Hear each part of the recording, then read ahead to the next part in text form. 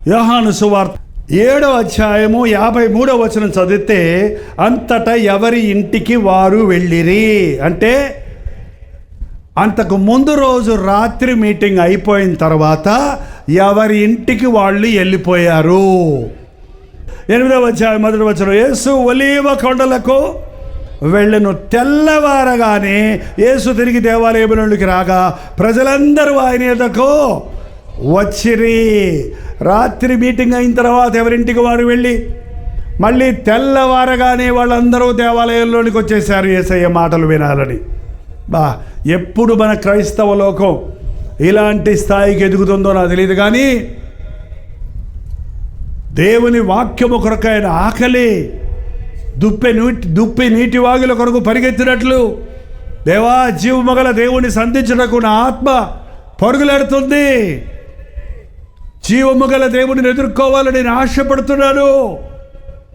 సారాయి కొట్టులో సారాయి తాగే వాళ్ళని చూడండి, మత్తు వదలగానే మళ్ళీ మెలకువ రాగానే ఎక్కడికి పరిగెడతారండి వాళ్ళు?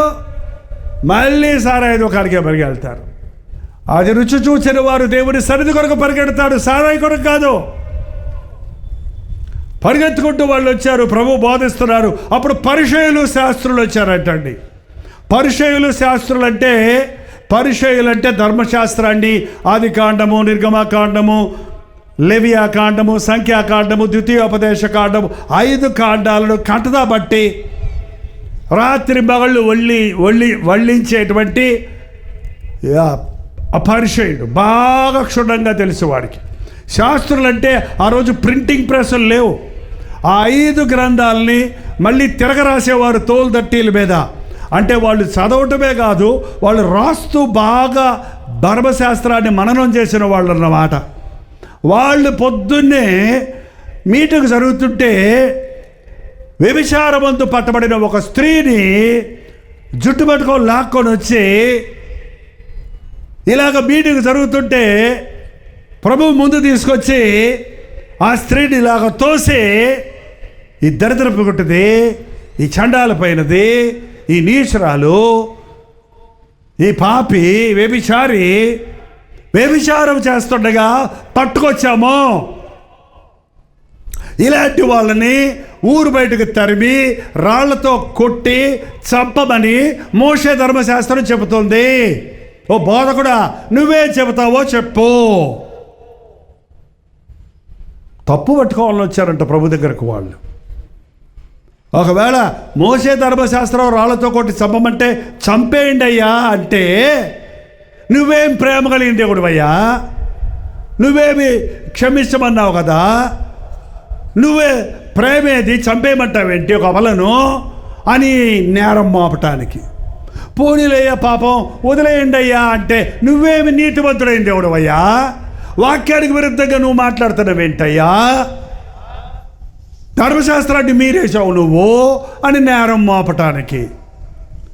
ఏం చెప్పినా తప్పే. యేసయ్య ఏం చెప్పాడో తెలుసా? ఆయన నేల మీద వంగి వేలుతో ఏదో రాసుకుంటున్నాడంట. చెప్పయ్యా, తొందరగా పోవాలి మేము. ఏం చేయమంటావు చెప్పేమని. మోషే చెప్పినట్టు చేయమంటావా, లేకపోతే నువ్వు చెప్పినట్టు చేయమంటావా? ఏం చెప్తావా చేస్తాం. ఆయన ఏమన్నాడంటే, తలెత్తి ఒక్కసారట చూసి, మీలో పాపము లేనివాడు మొదట ఆమె మీద రాయి ఒక్కడేయండి చాలు. ముందు పాపం లేనివాడెవడో ఒక్కడేయండి, మిగిలిన తర్వాత వేసుకోండి అని చెప్పి మళ్ళీ వంగి ఏలుతో ఏదో రాసుకుంటున్నాడంట. మీలో పాపము లేనివాడు. ఈమె పాపి అని తీసుకొచ్చారు కదా, ఈమె శిక్షకు పాత్రలను తీసుకొచ్చారు కదా. సరే, నువ్వు పాపివి కాదా? నీ మనస్సాక్షి నీకు దోషారోపణ చేయటం లేదా? మీలో పాపం లేనివాడు రాయండి అని ఏలుతో రాస్తా ఉన్నాడు. ఏలుతో ఏం రాస్తున్నాడు అని చూశారట్టుంది వాళ్ళు. ఏం రాస్తున్నాడు? దేవుడు తన వ్రేలితో రాసింది, తన చేత్తో రాసింది ఒకటి ఉందండి. ఏంటది? 10 ఆజ్ఞల పలకలో. ఎవరు తాత రాయించలేదు, దేవుడే తన వేలుతో రాశాడు. ఈ 10 ఆజ్ఞలలో ఏ ఆజ్ఞ మీరినా దేవుని ఆజ్ఞాతిక్రమం అనే పాపం మనం చేసినట్టే. ఈమె 8వ ఆజ్ఞ మీరింది, వ్యభిచరించకూడదు అన్న ఆజ్ఞ ఈమె మీరింది, పాపే. నువ్వు వ్యభిచరించలేదు, నువ్వు 7వ ఆజ్ఞ మీరావు, నరహత్య చేసి వచ్చావు. ఇట్లడే మరి నువ్వు పాపే కదా. నువ్వు నరహత్య చేయలేదు, నువ్వు వేరే దేవుణ్ణి పెట్టుకున్నావు. నీకు ఏ దేవుడు లేడు, యేసయ్యే దేవుడు, కానీ ఆదివారం మీటింగ్కి వెళ్ళావు, నువ్వు పాపే కదా. నువ్వు ఆదివారం మీటింగ్కి వెళ్తావు, దశమ భాగాలు ఇస్తావు, ప్రార్థన చేస్తావు, బల్ల తీసుకుంటావు, అమ్మ నాన్నను మాత్రం చూడవు, ముసలిని తీసుకెళ్ళి వృద్ధులాశ్రయంలో పడేస్తావు, నువ్వు దోషివి కదా. ఏంటండి, అదే మేము అవన్నీ చేయవండి, మా అమ్మ నాన్న ఇంట్లో పెట్టుకొని జాగ్రత్త చూసుకుంటాం, మేము అలాంటి పాపాలు ఏమీ చేయలేదు. కానీ చూడని దాన్ని, మా కళ్ళతో చూడని దాన్ని సాక్ష్యాలు చెప్పి పక్కోళ్ళని ఇరికిస్తాం. ఏదైనా పాపమే. ఎవరి ఇతర పాపాలేమో పూతత్వంలో చూస్తున్నావు, నీ పాపాలేమో ముసుగేసుకొని కప్పుకుంటున్నావు, మళ్ళీ నువ్వు పరిశుద్ధుడు అంటున్నావు. మీలో పాపము లేని వారి మీద రాయి వేయండి అంటే అక్కడ ఒక వాక్యం ఉందండి. పెద్దవారు మొదలుకొని చిన్నవారు మొదలుకొని పెద్దవారి వరకు, యోహాను సువార్త 8వ అధ్యాయము 8వ వచనం అండి. వారా మాట విని పెద్దవారు మొదలుకొని చిన్నవారి వరకు ఒకరి వెంట ఒకరు బయటికి వెళ్ళిరి. అక్కడ ఒక మార్కేసి ఒకటని వేసి కింద రాశాడు చూడండి. విని అన్న కాడ మనస్సాక్షి చేత గద్దించబడిన వారై, పెద్దవారు మొదలుకొని చిన్నవారి వరకు రాళ్ళు చేత్తో పట్టుకొని రెడీగా వచ్చారు కొడదామని. మీలో పాపం లేనివాడు మొదట రాయి వేయండి అనగానే వారి వారి పాపాలు వాళ్ళు తెలుసుకొని ప్రభు రాస్తున్న 10 ఆజ్ఞలతో వారు పోల్చుకొని, నేను దొంగతనం చేయలేదు కానీ వ్యభిచారం చేశాను, నేను వ్యభిచారం చేయలేదు కానీ అబద్ధ సాక్ష్యం చెప్పాను, నేను అబద్ధ సాక్ష్యం చెప్పలేదు కానీ తల్లిదండ్రుల్ని హింసిస్తున్నాను, నేను తల్లిదండ్రులు హింసించడం లేదు కానీ మందిరాన్ని నిర్లక్ష్య పెడుతున్నాను, నేను మందిరాన్ని నిర్లక్ష్య పెట్టలేదు కానీ దేవుని నామాన్ని వ్యర్థంగా ఉచ్చరిస్తున్నాను. ఎంతమంది ఈ రోజున ఏదో ఒక దోషం మన జీవితాల్లో ఉందండి. అది దోషం అని మనకు తెలియదు. మనం దేవుని వాక్యం వినే వరకు, ఆయన వాక్యం వెల్లడెగుటతోడనే వెలుగు కలుగుతుంది. ప్రభువు మాట మనస్సాక్షిని గద్దిస్తుంది. ఆ వాక్యం చదువుతున్నప్పుడు, ఆ 10 ఆజ్ఞలు చదువుతున్నప్పుడు ప్రతి ఒక్కరూ మనస్సాక్షి, నువ్వు కాదా పాపివి, నువ్వు కాదా, నువ్వు సరికొన్నావా అని గద్దించబడి ఒకరి వెంట ఒకరు వెళ్ళిపోయారంట. అందరూ వెళ్ళిపోయారు, పెద్ద గుంపు వచ్చారు, అందరూ వెళ్ళిపోయారు. మంచి వాక్యం ఉందండి అక్కడ. తర్వాత వచ్చిన చదవండి. యేసు ఒక్కడే నీవు దోషములను గమనించి చూసిన ఎడల ఎవడు నిలవగలడు? నాలో పాపమున్నదని మీలో ఎవరు స్థాపించగలరు అని ప్రభు సవాలు చేసినప్పుడు ఆయనలో పాపమును చూపించలేకపోయారండి. యేసు ప్రభువును అన్యాయపు తీర్పు తీర్చారే కానీ డబ్బులిచ్చి ఆయన మీద నేరం మోపించారంట. ఏంటా నేరము? నేను దేవుని కుమారుణ్ణి అని చెప్పాడంట. ఎవరికన్నా కాళ్ళను కొట్టాడా? కాళ్ళు లేనివాళ్ళకి కాళ్ళు ఇచ్చాడు, కళ్ళు లేనివాళ్ళకి కళ్ళు ఇచ్చాడు, రోగులను స్వస్థపరిచాడు, పాపులను క్షమించాడు. ఏ నేరం పెట్టి ఆయన అరెస్ట్ చేస్తారండి? ఏ నేరం పెట్టి ఆయన్ని దోషిగా నిలబెడతారు? పోడి నిలబెట్టి అన్ని అబద్ధాలు చెప్పిన ఆ న్యాయాధిపతి పిలాతు అన్నిటినీ పరిశీలించిన తర్వాత ఆయన ఇచ్చిన తీర్పు ఏంటి? ఈయన యందు నాకు ఏ దోషము లేనివాడు, పాపము లేనివాడు, మచ్చ లేనివాడు మన ప్రభు అయిన యేసుక్రీస్తు ఒక్కడే. నమ్ముతున్నావా? కామ, క్రోధ, లోభ, మద, మత్సరాలు కలిగిన వాడు మానవుడు, అవే స్వభావాలు కలిగిన వాడు దేవుడు ఎలా అవుతాడు? మచ్చునికైనా యేసయ్యలో కామము, క్రోధము, మదము, మత్సరము, లోభము లేదు. ఆయన పరిశుద్ధుడు. ఆయన మాటలలో పరిశుద్ధత, యథార్థత. ఈ మనుషుడు మాట్లాడినట్లు ఎవడును ఎన్నడూ మాట్లాడలేదన్నాడు. భటులు పోయి పట్టుకురండియా అని చెప్తే వాళ్ళు యేసుప్రభువుని పట్టుకొని తీసుకెళ్తానికి వచ్చి ఆయన మాటలు వింటూ అలా మర్చిపోయారంటే ఎందుకు వచ్చామన్న సంగతి. ఏమయ్యా యేసుప్రభువుని పట్టు రాకుండా వచ్చారని అడిగితే పరిచయులు, అయ్యా ఆ మనుషుడు మాట్లాడినట్లు ఎవరు ఎన్నడూ మాట్లాడతాం మేము. ఆయన మాటల్లో జీవం ఉంది, ఆయన మాటలలో ప్రేమ ఉంది, ఆయన మాటలలో యథార్థత ఉంది, ఆయన మాటలలో స్వచ్ఛత ఉంది. ఆ మాటల ఆధారంగానే ఈనాడు మాలాంటి బోధకులు బోధిస్తున్నామండి. ఇది మా బోధ కాదు, మన యేసయ్య మనకు నేర్పిన మాటల సారం, దేవుని వాక్య సారం మనం వింటున్నాం. వాక్యం వింటుండగానే మన హృదయాలలో పరివర్తన కలుగుతుంది, పశ్చాత్తాపం కలుగుతుంది, మన స్థితి ఎరుగుతాం, మన మనస్సాక్షి మనల్ని గద్దిస్తుంది. యేసు ఒక్కడే ఉన్నాడు, అంతేనా? ఇంకెవరు లేరు అక్కడ. చూడండి, అక్కడే చదవండి అదే వాక్యం. నువ్వు అక్కడే అంటారేంటి? మరి ఇద్దరు ఉన్నారుగా. పరిశుద్ధుడైన ప్రభువు ఉన్నాడు, దోషిగా నిలవేసిన స్త్రీ కూడా ఎక్కడే ఉంది, అక్కడే ఉందామె. అందరూ పారిపోయారు. ఆమె మీద నెపాలు మోపిన వాళ్ళు అందరూ పారిపోయారు. ఆమె కూడా పారిపోయి ఉండొచ్చు కదా, అవునా కదా చెప్పండి? నేరం మోపిన వాళ్ళందరూ పారిపోయారండి, ఆమె కూడా పారిపోయి ఉండొచ్చు కదా, ఎందుకు పారిపోలేదు? నేను పాపిని, నా పాపాన్ని క్షమించేవాడు నా ప్రభు యేసు ప్రభు అని నమ్మిందండి. పాపం ఒప్పుకుంటూ నిలబడింది. పాపం ఒప్పుకున్నప్పుడు మనం క్షమించబడతామండి. మిగిలినందరికీ తెలిసింది తాము తప్పులు చేశామని, కానీ నేను కూడా తప్పు చేశానని ప్రభు దగ్గర నిలబడలేదు. నన్ను కూడా క్షమించేయని, వ్యభిచారిని కాదు, దొంగని కాదు, మోసగాడిని కాదు, అబద్ధ సాక్ష్యం చేయలేదు, మందిరాన్ని నిర్లక్ష్య పెట్టేవాడిని, మందిరాన్ని నిర్లక్ష్య పెట్టలేదు, వేరే తరదే. దేవుని కంటే నీవు ఏది ఎక్కువ ప్రేమిస్తావో అదే విగ్రహం అండి. విగ్రహాలంటే ఏవో దేవుళ్ళు అనుకోక్కర్లా. దేవుని స్థానం మరి దేనికిచ్చినా అదే నీ విగ్రహం. అది డబ్బు కానీ, ఉద్యోగం కానీ, ఆస్తి కానీ, పొలం కానీ, అది ఏదైనా సరే, నువ్వు కన్న బిడ్డ కానీ. కొంతమంది బిడ్డలు పుడితే లేక పుడితే నా బంగారం అని ఆ బిడ్డనే దేవుడిగా చేసుకుంటారు. దేవుడు ఇచ్చిన దేవుడిని మర్చిపోతుంటారు. ఆ స్త్రీ అక్కడ నిలబడింది. నాయన నిజమే, నేను వ్యభిచారిని, నా దేహాన్ని పాడు చేసుకున్నాను, నా జీవితాన్ని పాడు చేసుకున్నాను.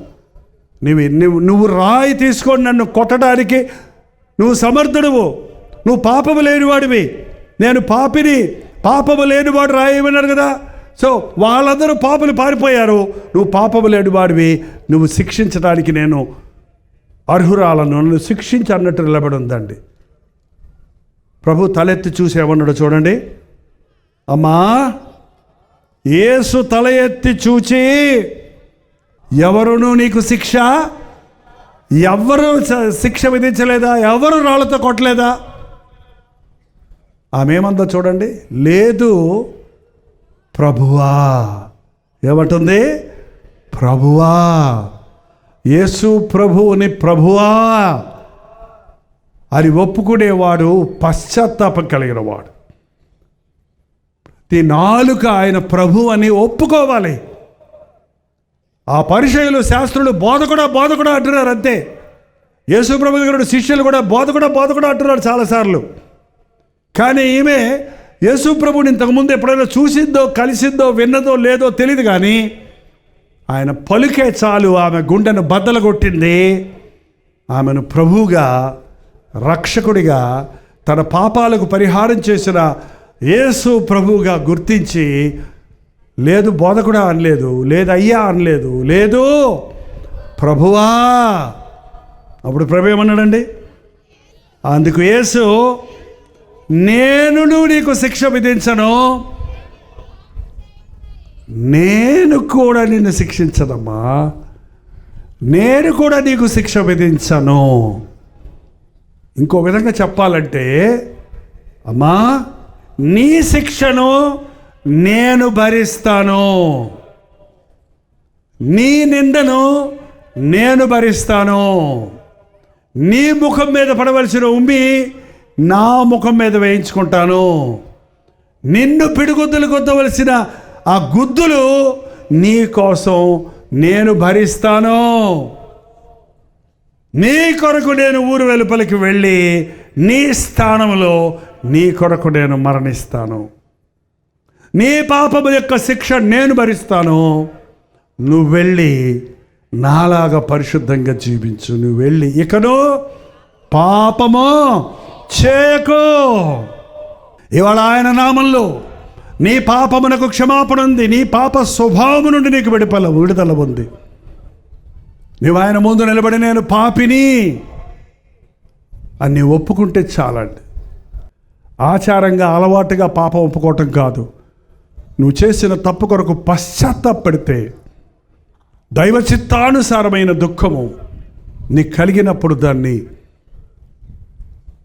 నీవు అనుమతిస్తే, పరిశుద్ధాత్ముడు ఈ లోకంలోనికి వచ్చినప్పుడు ప్రభు చెప్పాడు, నేను వెళ్ళి మీకు పరిశుద్ధాత్మను పంపిస్తాను.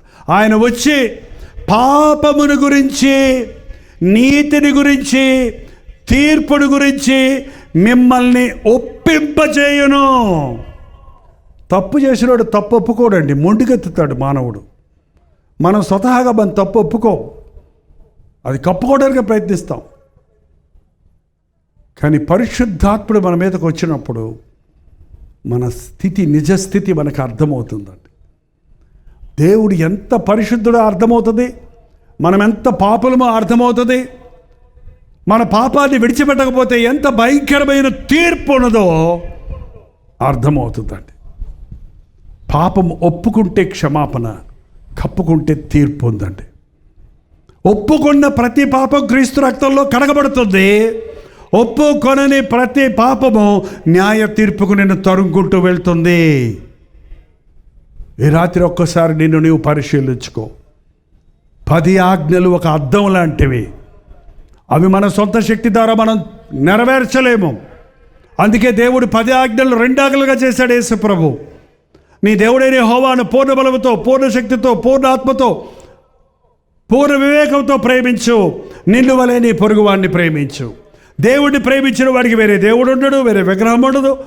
దేవుని నామాన్ని దుఃఖపరచడు, దేవుని సన్నిధిని నిర్లక్ష్యపరచడు. మొదటి 5 ఆజ్ఞలు దేవునిని ప్రేమించేవాడు నెరవేరుస్తాడండి.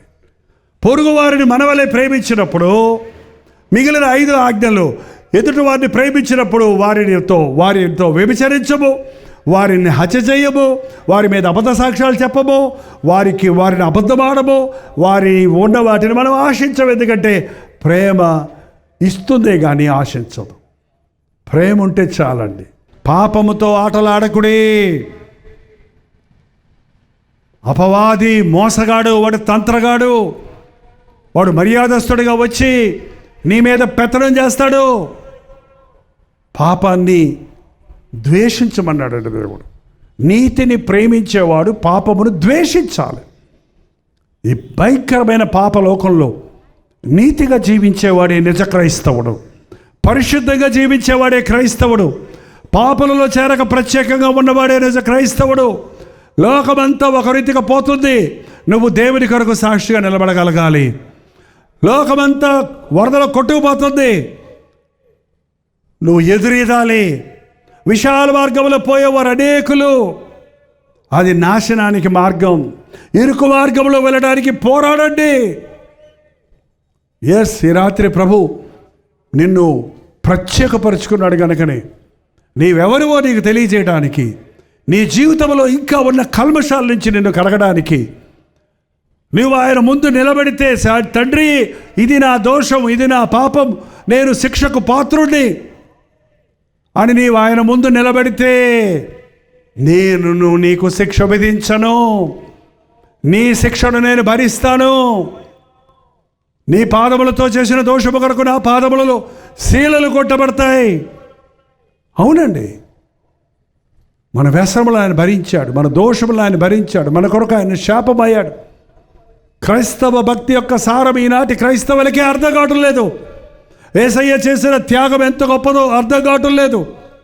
నీ బ్రతుకులో క్రైస్తవుడు అని చెప్పుకుంటున్నావే కానీ ఆ పరిశుద్ధత, ఆ ప్రత్యేకత ఎవడు చూడలేకపోతున్నాడు ప్రపంచంలో. అందుకే అందరికీ చులకనైపోతున్నాం మనం ఈ రోజున. నువ్వు ఎలాంటి వాడివైనా, పెద్ద పాపివైనా, చిన్న పాపివైనా, ఎక్కువ చేసినా తక్కువ చేసినా పాపం పాపమే. ఏ పాపమునైనా క్షమించగలిగిన శక్తి యేసుక్రీస్తుకు మాత్రమే ఉంది. ఎవడు మనకి ఈ లోకంలో పాపాలు క్షమించలేడు. ఎందుకంటే మన పాపానికి పరిహారం ఎవరు చేయలేదు. ఏ దేవుడు అనబడి వాడు చేయలేదు, ఏ మహాత్ముడు అనబడి వాడు చేయలేదు, ఏ గురువు అనేవాడు చేయలేదు. ఎవరు మన కొరకు పాపం రక్తము చిందించలేదు. ఒకవేళ చిందించినా అది నిర్దోషము నిష్కలంకమైన రక్తం కాదు. యేసుక్రీస్తు ఏకైక దేవుడు. ప్రతి నామము, ప్రతి మోకాలు ఆయన నామంలో వంగాలి. ప్రతి నాలుక ఆయన ప్రభువుని ఒప్పుకోవాలని దేవుడి చేత హెచ్చించబడిన వాడు. ఆయన నామాన్ని ధరించాలని చెప్పే నీవు ఇంకా పాపంలో ఉన్నావా? ఇంకా కడగబడని వ్యక్తిగా ఉన్నావా? ఇంకా క్షమించబడని పాపిగా ఉన్నావా? ఈరోజు మీకు చివరి రోజు, దేవుడిచ్చిన చివరి అవకాశం.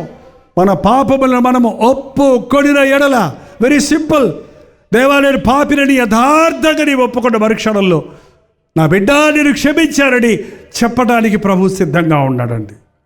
నువ్వు మోస్తున్న పాప భారం నుండి నీకు ఒక క్షణంలో విడుదల ఇవ్వడానికి సిద్ధంగా ఉన్నాడండి. నువ్వు విశ్వాసంతో ప్రభువునందు విశ్వాసముతో ప్రార్థిస్తే, నీ పాపములు ఒప్పుకుంటే పవిత్రుడిగా చేయబడి హృదయ శుద్ధిని పొంది ఇక్కడి నుంచి వెళ్ళగలుగుతాం.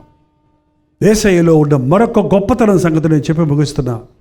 ఆయన పాపాలు క్షమించేవాడు మాత్రమే కాదు, మరలా పాపము చేయకుండా మనకు శక్తినిచ్చేవాడు. చెప్పండి, ఎంతవరకు చేసిన పాపాలు క్షమిస్తాడు, ఇక మీదట పాపం చేయకుండా ఆయన మనకు బలం ఇస్తాడు. నూతన హృదయం నీకు ఇచ్చదను, నూతన స్వభావం నీకు ఇస్తాను, క్రొత్త ఆకాశాన్ని క్రొత్త భూమిని నేను సృష్టిస్తానన్నాడు. కాబట్టి యేసునందున్నవాడు నూతన సృష్టి. ఎవడైనా క్రీస్తు యేసునందు నిలబడు నూతన సృష్టి, పాతవి గతించనిదిగో సమస్తమును క్రొత్తవాయను. ఈ రాత్రి ఇక్కడున్న ప్రతి ఒక్కరూ దేవుడు చూసినట్టు మనల్ని మనం చూసుకుంటే, దేవుని అద్దంలో మనం చూసుకుంటే, ఆయన వాక్యంలో మనల్ని చూసుకుంటే, మనలో ఉన్న చిన్న చిన్నవి అయ్యొచ్చు, తలంపులు, ఆలోచనలు, మాటలు. పాపం 3 సంవత్సరాలు అయితే పాపం మర్చిపోతాం మనం, కానీ పాప దోషం పోదండి. క్రీస్తు రక్తంలో కడగబడితేనే పోద్ది. పాపం చేసి స్నానం చేస్తే పోద్ది అనుకుంటున్నారు. పాపం చేసి కొన్ని మంచి కార్యాలు చేస్తే పాపకార్యానికి ప్రతిఫలం పోద్ది అనుకుంటున్నారు. కాదు కాదు కాదు కాదు యేసుక్రీస్తు రక్తం మాత్రమే పాపానికి పరిహారం జరగాలి. ఆ పరిహారం కలువరి శిలువలో యేసు ప్రభు మన కొరకు జరిగించాడు. ఈరోజు ఇక్కడి నుంచి నేను శుద్ధీకరించబడిన వ్యక్తిగా వెళ్తాను. ఎవరునూ నీకు శిక్ష విధించలేదా? లేదు ప్రభువా, నువ్వు వెళ్ళు, ఇక నువ్వు పాపము చేయకము. ఈ మాట మనకు చెప్తున్నాడండి ప్రభు. ఇంతవరకు నువ్వు చేసిన పాపాలని క్షమిస్తానంటున్నాడు. ఇంక మీదట పాపం చేయకుండా నువ్వు ఆయన సాక్షిగా బ్రతకాలని కోరుతున్నాడు. ఆమె తిరిగి వెళ్ళినప్పుడు దేవుని కొరకు బలమైన సాక్షిగా, పరిశుద్ధురాలిగా మారినట్లు చరిత్ర చెప్తుందండి. ఈ రోజున పాపులు, కడగబడిన పాపులమే మేము కూడా సేవకులం. ఎంత పరిశుద్ధుడైనా క్రీస్తు రక్తములో కడగబడిన వాడే నిజమైన పరిశుద్ధుడండి. క్రీస్తు అయోగ్యులను యోగ్యులుగా చేసేవాడు, దోషులను నిర్దోషులుగా చేసేవాడు, నిష్ప్రయోజకుల్ని ప్రయోజకులుగా చేసేవాడు. నువ్వు ఆయన నీ జీవితాన్ని ఆయన చేతికిచ్చి చూడు, దేవుడు నిన్ను దీవిస్తాడు. ఇప్పుడు కొద్ది నిమిషాలు నేను ప్రార్థించబోతున్నాను. మీరు ప్రార్థిస్తానంటే, మీరు ప్రార్థిస్తాం కాదు, దేవా నన్ను పరిశోధించు, నన్ను పరీక్షించు, నీకు ఆయాసకరమైన మార్గము నా యందుందేమో చూడు. ఇక్కడ చాలామంది యవ్వన బిడ్డలు ఉన్నారు. మీ ఆలోచనలు ఎలా ఉన్నాయి? మీ మనసులు ఎలా ఉన్నాయి? యవ్వన కాలపు ఉద్రేకాలకు లొంగిపోతున్నారా? లోకాశలకు లొంగిపోతున్నారా? అపవాదికి చోటిస్తున్నారా? ఇప్పటికే పాపాల్లో ఇరుక్కుపోయి వాటిని మానలేని పరిస్థితుల్లో కుమిలిపోతున్నారా? భయంతో ఆందోళనతో ఉన్నారా? దిగులుతో బెగ్గతో ఉన్నారా? వ్యాధులకు కారణమైన పరిస్థితుల్లో ఉన్నారా? జీవితం విరక్తి చెందిపోయిందా? అప్పుడే యేసు ప్రభువు నీకు నూతన జీవితం ఇవ్వడానికి, నిన్ను క్షమించడానికి ఈ రాత్రి మన మధ్యన ఉన్నాడండి. నేను దోషినయ్యా, నన్ను కడిగేసయ్యా అని నీవు అనగలిగితే ఒక అద్భుతం చేయడానికి పరిశుద్ధాత్ముడి రాత్రి మన మధ్యన ఉన్నాడు. దయచేసి లేచి నిలబడండి. ప్రతి ఒక్కరు లేచి నిలబడి, ఎవరు కదలొద్దు. లేచి నిలబడమంటే అటు ఇటు వెళ్ళొద్దండి. లేచి నిలబడి కళ్ళు మూసుకోనండి. ప్రభువు మనతో ఈ రాత్రి మనల్ని శుద్ధీకరించబోతున్నాడు. తన అద్భుతమైన కార్యాన్ని జరిగించబోతున్నాడు. ఆయన దృష్టిని నువ్వు కనబడతావు. ఆయన వైపు చూడు, నీ వైపు చూసే ప్రభు వైపు చూడు. అదే రక్షణ, అదే మారు మనసు, అదే పశ్చాత్తాపానికి మూలం. నీ దృష్టిలో నువ్వు బాగున్నావేమో, దేవుని దృష్టిలో నువ్వు ఎలాగున్నావో ఈ రాత్రి నుండి నీవు చూసుకో. ఎట్టి పాపినైన నువ్వు క్షమించుటకు ఈ రాత్రి మన మధ్య ఉన్నాడు. పరిశుద్ధాత్ముడు నీ పాపమును ఒప్పించు చేస్తుండగా పరిశుద్ధాత్మను దుఃఖపరచకు, హృదయమును కఠినపరచుకొనకు, పాపమును కప్పుకొనక ఒప్పుకో. మన పాపములు మనము ఒప్పుకొనిన ఎడల మన యేసయ్య నమ్మదగిన పరిశుద్ధుడైన ప్రభువు ప్రతి పాపం నుండి మనల్ని పవిత్రులుగా చేయడానికి సిద్ధంగా ఉన్నాడు. దేవా, నేను మోసపోయాను, నన్ను మోసగించానయ్యా, క్షమించయ్యా. నేను అబద్ధం ఆడాను, క్షమించయ్యా. శరీరానికి చోటు ఇచ్చాను, క్షమించయ్యా. దొంగగా ఉన్నాను, క్షమించయ్యా. ఈ క్షణం నుండి నీ కొరకే బ్రతుకుతాను. ఒక నిబంధన చేసుకోనండి. ఒక గొప్ప కార్యాన్ని పరిశుద్ధాత్ముడు చేయడానికి సిద్ధంగా ఉన్నాడు.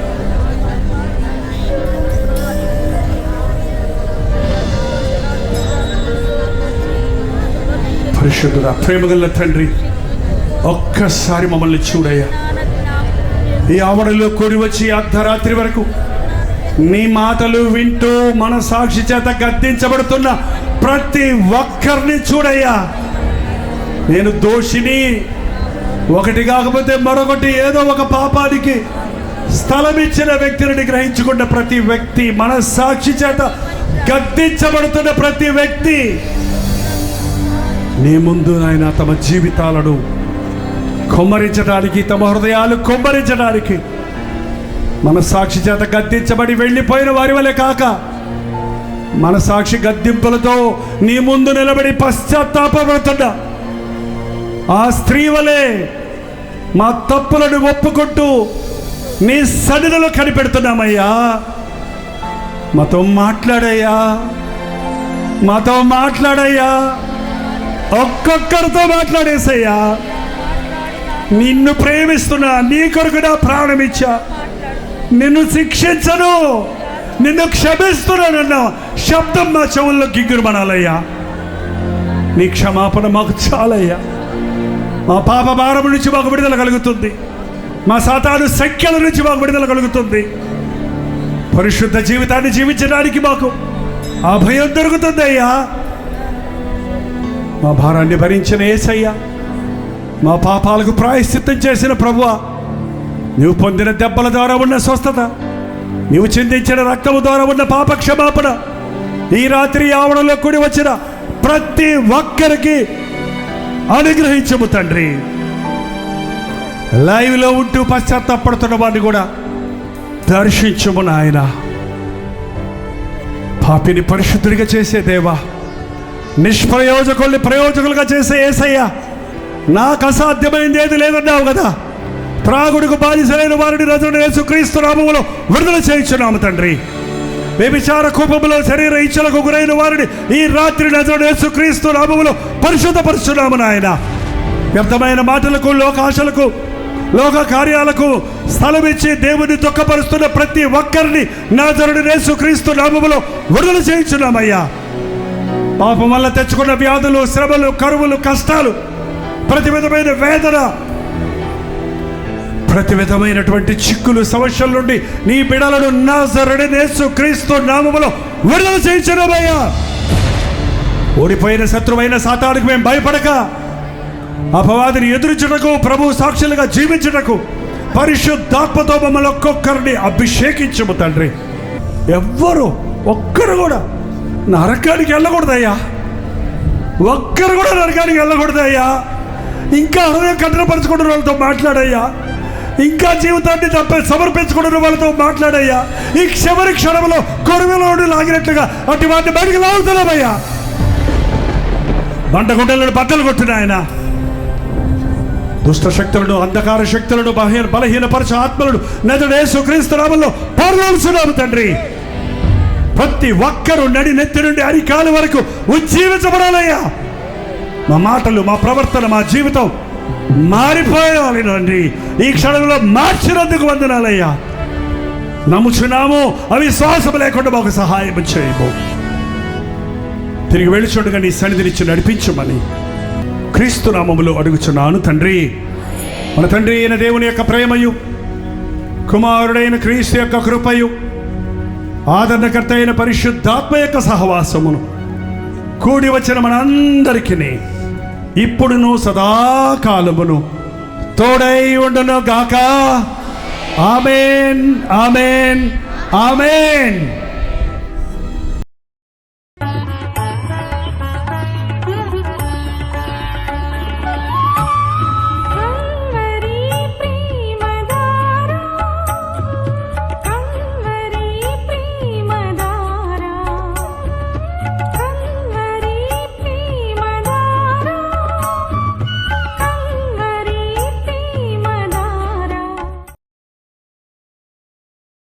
హల్లెలూయా. పూనా పరిసర ప్రాంతాల్లో ఉన్న వారికి శుభవార్త. ప్రభుచిత్తమైతే ఈ జనవరి 26వ తారీఖు రిపబ్లిక్ డే సందర్భంగా హాలిడే ఉంది కనుక ప్రభు అయిన యేసుక్రీస్తు నామములో మనందరము కూడి ఆయన్ని ఆరాధించటానికి, ఆయన వాక్యాన్ని ధ్యానించటానికి ఒక ప్రత్యేకమైన గెట్ టుగెదర్ను పూనాలో జనవరి 26వ తారీఖున ఏర్పాటు చేస్తున్నాం.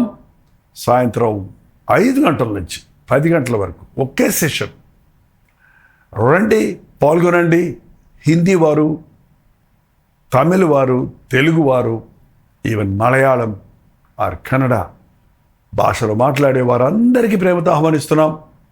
ఎందుకంటే ప్రతిరోజు తెలుగు, తమిళ్, హిందీ, మలయాళం, బెంగాలీ, ఒరియా భాషల్లో ఇవ్వబడుతున్నటువంటి వర్తమానాలు, టీవీ ప్రోగ్రామ్స్ అనేకులు మీరు వీక్షిస్తున్నారు. పూనా లాంటి పట్టణంలో అన్ని భాషల వారు ఉన్నారు.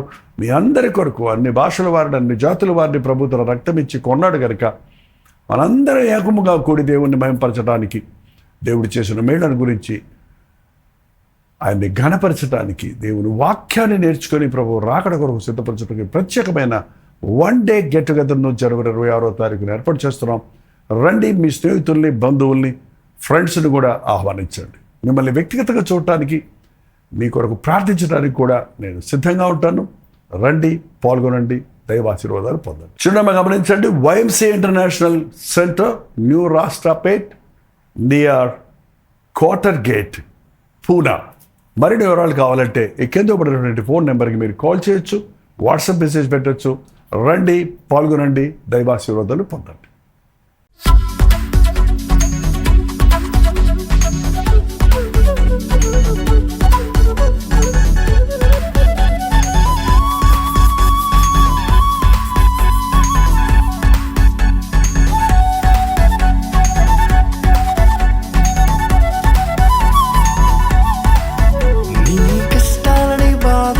శ్రమలన్నీ తీర్చే అనాథుడు యేసే.